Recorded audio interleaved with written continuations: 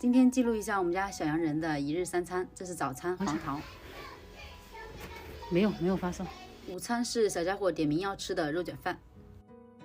我这肉卷酷的。吃完了，好吃吗？非常好。下午的时候，两个孩子都睡了，又买了一条鱼，做了一点鱼丸。上次做的双元汤，两个孩子都说肉丸子好吃，这一次的肉丸我就多做一点，放凉后可以放到冰箱冷冻保存。既然老大都已经阳了，我觉得我也差不多快了，所以冰箱要多冻一些食物，到时候做起饭来也要方便很多。晚餐就做了一个鱼头汤，下了一点鱼丸、肉丸，还有白萝卜丝，放一点盐和胡椒，还有葱花就可以出锅了。热气腾腾的一碗鱼汤，希望我的娃喝了以后能够更加舒服。